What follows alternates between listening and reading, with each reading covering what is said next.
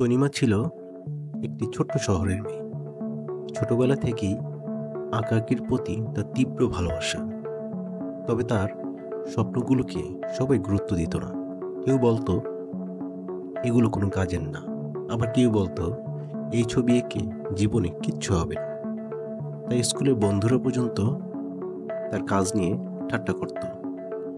নেতিবাচক মন্তব্যগুলো তনিমার মন খারাপ করত, কিন্তু সে জানতো হার মানলে চলবে না। একদিন সে তার নানির পুরনো একটি ডায়েরি খুঁজে পেল।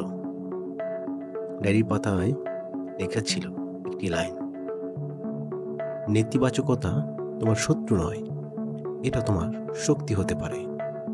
এই কথাগুলো তনিমাকে ভাবতে বাধ্য করল।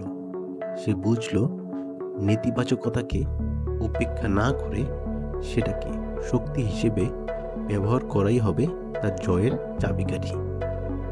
এরপর থেকে তনিমা তার কাজের প্রতি আরো মনোযোগী হয়ে উঠল। যখন কেউ বলতো তার আঁকা অদ্ভুত, তখন সে তার শৈল্পিক দক্ষতা আরো শানিত করার চেষ্টা করত। কেউ বলতো তোমার রঙগুলো খুব উজ্জ্বল, তখন সে আরো সাহসী রং নিয়ে পরীক্ষা নিরীক্ষা করত। তনিমা একটি স্থানীয় প্রদর্শনীতে তার ছবি দেখানোর সিদ্ধান্ত নিল। সেই প্রদর্শনীতে সমালোচকেরাও উপস্থিত ছিল। তারা তার ছবি দেখে ঠাট্টা করল, কিন্তু তনিমা দমে গেল না।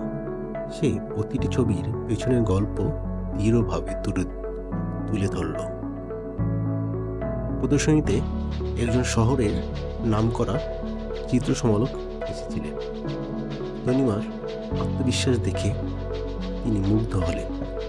তার ছবি এবং গল্প শুনে তিনি তনিমাকে তার গ্যালারিতে ছবি প্রদর্শনের সুযোগ দিলেন। গ্যালারিতে সেই প্রদর্শনী ছিল তনিমার জীবনের মোড় ঘোরানোর মুহূর্ত। তার ছবিগুলো শুধু যে বিক্রি হতে শুরু করলো তাই নয়, তার গল্প মানুষের হৃদয়ে জায়গা করে নিল। তনিমা মানুষকে শিখালো কিভাবে নেতিবাচকতাকে শক্তিতে রূপান্তর করা যায়। কয়েক বছর পর তনিমা একটি বড় মঞ্চে দাঁড়িয়ে তার গল্প বলছিল। তিনি বলেন, মানুষ যা কিছু নেতিবাচক বলে সেটাকে তোমার পথের বাধা ভেবো না, বরং সেটাকে তোমার শক্তির রূপান্তর করো। প্রত্যেকটি তুমি পারবে নাকি আমি পারবো তে রূপান্তর করো। নেতিবাচকতা কখনো কখনো তোমার সবচেয়ে বড় প্রেরণা হতে পারে। সেটা তোমাকে থামাবে না, বরং এগিয়ে নিয়ে যাবে।